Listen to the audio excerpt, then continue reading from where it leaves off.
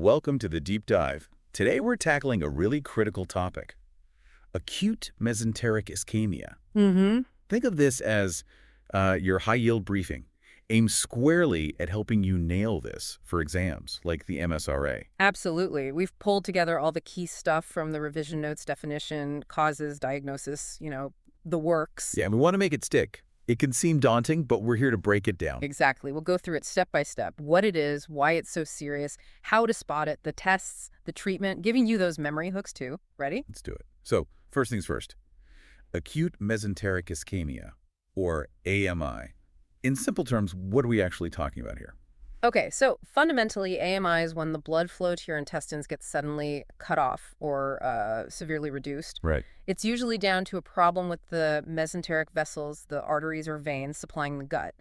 Often it's a blood clot, either forming right there, a thrombus, or one that's traveled, an embolus, or just a blocked artery. And that sudden cutoff, that's the dangerous part. Why is it Right. such a big deal? Oh, absolutely, because when the gut doesn't get blood, it doesn't get oxygen, and things go downhill fast. You get tissue damage, then tissue death, necrosis, we call it. Necrosis, okay. And that can lead to all sorts of really severe, life-threatening problems if you don't jump on it quickly. Time is absolutely critical in AMI. Got it.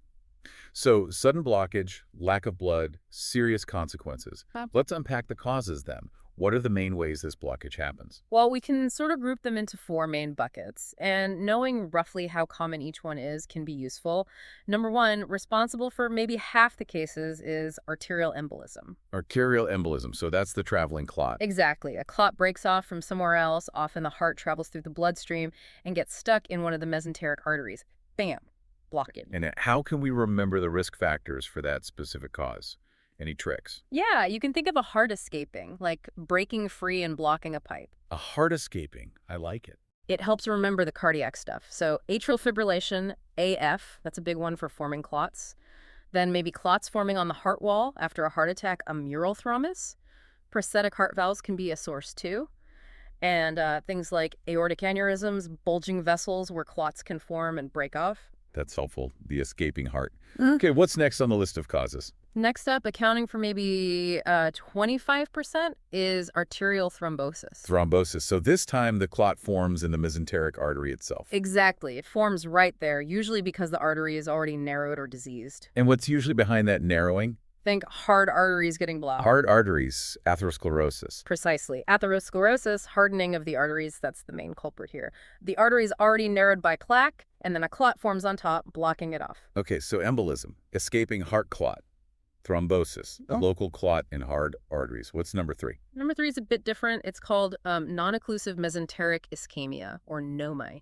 That's about 20% of cases. Non-occlusive, so no blockage. Right. The pipes are open, technically, but the blood flow through them is drastically reduced. It's usually because of problem elsewhere in the body, causing really low blood pressure or poor circulation overall. Like the whole system's pressure is down? What kind of situations lead to that? Okay, for this one, picture a fainting heart. A fainting heart. Yeah, like it's just not pumping effectively. So think low flow states. Maybe after major heart surgery, severe heart failure, kidney failure, or states of shock like hypovolemic shock, low blood volume, or cardiogenic shock where the heart pump itself fails. The gut just doesn't get enough blood perfusion. That makes sense. The supply's okay, but the delivery system's failing.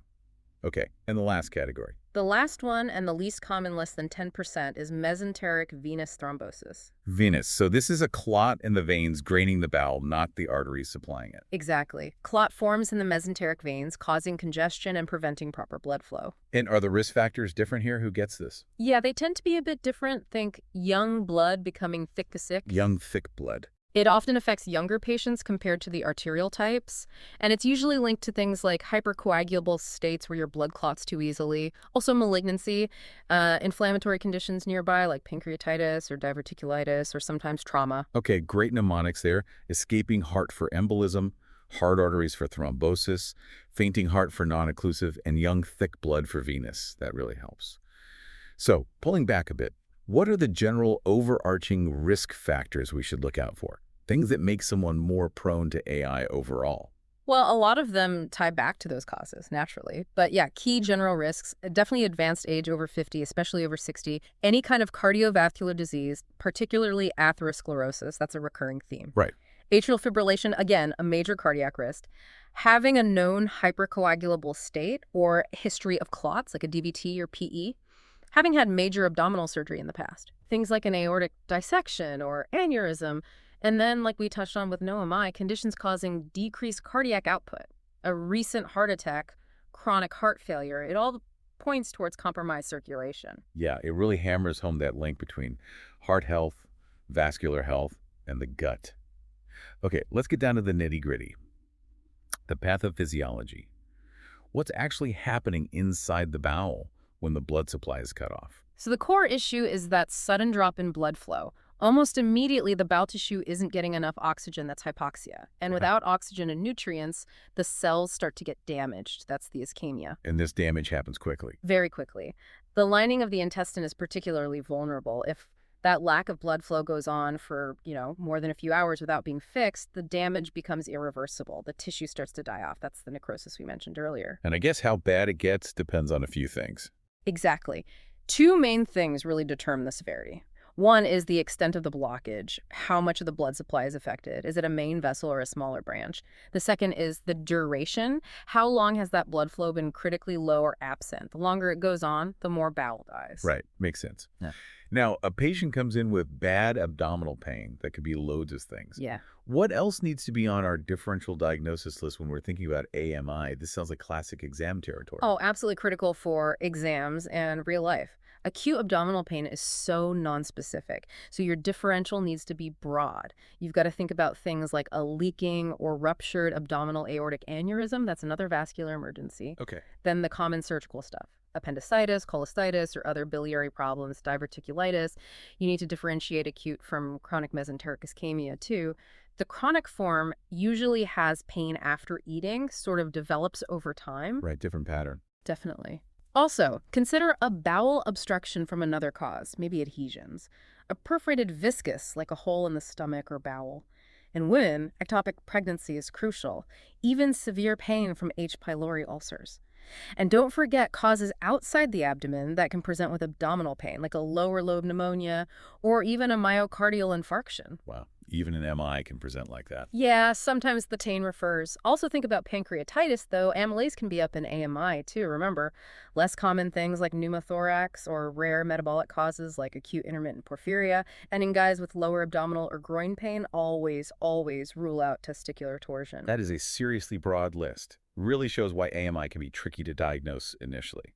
Okay, shifting gears slightly, how common is AMI? Who usually gets it? Epidemiology-wise, in the UK, it's estimated at roughly 1 in 100,000 people per year. So not super common, but definitely significant because it's so serious. And age-wise? It definitely skews older, much more common over 50, and the risk really climbs over 60. It accounts for a small percentage of all hospital admissions, maybe around 0.1, 0.2%, but carries a disproportionately high mortality rate. Okay, so relatively rare, older population, but deadly. Now, the clinical picture. How does a patient with AMI actually present? Right. What signs and symptoms should make us think, hang on, could this be AMI? Right, the presentation. It can vary, which is part of the challenge, but there's a classic feature you need to know. The absolute hallmark is severe abdominal pain. But, and this is the key bit, especially early on, the pain is often way out of proportion to the physical findings. Pain out of proportion, that's the classic phrase, isn't it? Exactly. You examine the patient, their abdomen might feel relatively soft, maybe only mildly tender, but they are telling you they're in agony, maybe writhing around. That mismatch is a massive red flag for AMI. Okay. What else? The pain onset is usually sudden. Nausea and vomiting are really common too. Maybe 75% of patients have that. And as things progress, you might see signs the patient is becoming unwell, systemically fast heart rate, low blood pressure, tachycardia, and hypotension. Does the pain itself change? Yeah, it can. Initially, it might be a bit vague, maybe crampy or poorly localized, but it usually becomes more constant and just relentlessly severe. Later on, if the bowel starts to die and get inflamed, you might then see the more classic signs of peritonitis, like rebound tenderness, guarding. But that often means things are quite advanced. Sometimes you might feel a mass. And always look for clues to the cause, like an irregular pulse suggesting AF. So that early stage, severe pain but a relatively benign-looking belly, that's the crucial window. Okay, suspicion is high. What tests do we order? What investigations confirm it? All right, investigations. You need bloods and you need imaging urgently. For blood tests, an arterial blood gas, an ABG, is vital. You're looking for a raised lactate and metabolic acidosis. That screens tissue under oxygenation, ischemia. Raised lactate, key finding. Definitely. Full blood count, FBC, often shows a raised white cell count, WCC, from the inflammation. Hemoglobin might actually be high due to hemoconcentration, losing fluid into the bowel wall. U&Es, urea, and electrolytes, essential to check kidney function, especially before contrast CT. Look at urea, creatinine, EGFR. LFTs, liver function tests, sometimes raised AST and ALT can suggest liver hypoperfusion, which isn't a good sign. A clotting screen is important, especially if they're on anticoagulants. Amylase, check it to help rule out pancreatitis, but remember it can be raised in AMI as well. And group and screen, GNS, maybe cross-match blood because these patients might need surgery and transfusion. That's a good set of initial bloods, Okay. but the real answer comes from imaging, right? What's the definitive test? Absolutely. The gold standard, the test you need is a CT angiogram of the abdomen and pelvis. CT angiogram, Yeah. CTF. Yep. That involves injecting intravenous contrast dye while doing the CT scan, specifically timing it to light up the arteries, or sometimes the veins. It lets you see the mesenteric vessels directly. You can spot blockages, narrowings, clots, filling defects. It's the best way to confirm the diagnosis and see what's going on. What about other imaging, like a plain X-ray? A plain abdominal X-ray, AXR, is often done, but it's usually not that helpful early on. It might show some nonspecific signs later, like dilated bowel loops, maybe thickened bowel wall. If you suspect perforation, an erect chest X-ray looking for free air under the diaphragm is important. Right. Ultrasound or MRI aren't typically first line for acute AMI. An ECG is essential, though. Look for AF or signs of an MI as a potential cause. An echo might be done later to look for cardiac sources of emboli. And sometimes during surgery, they might use fluorescein dye to check bowel viability. So really, it's all about getting that CTA quickly if you suspect AMI. Bloods like lactate and WCC support the suspicion, but CTA gives the diagnosis. Exactly. Early diagnosis with CTA is crucial for improving outcomes.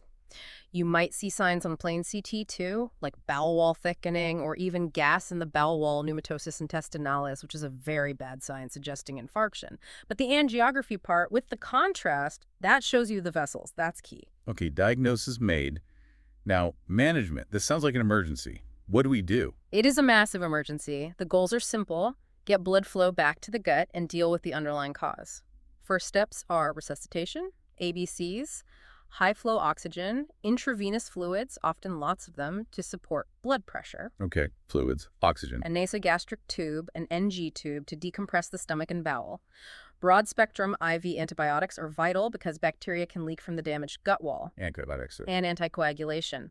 Usually intravenous unfractionated heparin is started straight away, unless there's a major reason not to stop clots getting worse and maybe help dissolve existing ones. And surgery. Is that usually needed? Very often, yes. If the patient has signs of peritonitis, that rigid abdomen, rebound tenderness suggesting dead bowel, they need an urgent operation, a laparotomy. A laparotomy, okay. The surgeons go in, they assess the bowel. Their aims are: 1, try to restore blood flow if possible, maybe remove a clot, embolectomy, or do a bypass graft. 2, cut out any bowel that's clearly dead or non-viable. And 3, save as much healthy bowel as they can. Is there anything less invasive? Sometimes, particularly if it's caught early and it's maybe a partial blockage, endovascular options might be considered. Things like using clot-busting drugs delivered via catheter right to the clot, or angioplasty and stenting to open up a narrowed artery. But often, open surgery is needed, especially if there's suspicion of dead bowel. And after the immediate crisis, what about long-term? Long-term, it really depends on the cause, but many patients will need lifelong anticoagulation, maybe with warfarin or a DOAC, or antiplatelet drugs like aspirin to prevent it happening again. And of course, managing all those underlying risk factors, AF, atherosclerosis, heart failure, etc. Just to hammer this home for exam prep, AMI is up there in terms of surgical emergencies, isn't it? Absolutely. Top-tier emergency. Delay kills. Complications like septic peritonitis, multi-organ failure can happen fast. So it's fluids, oxygen, antibiotics, heparin, and often a very quick trip to the operating theater to remove dead bowel. The mortality rate is frighteningly high.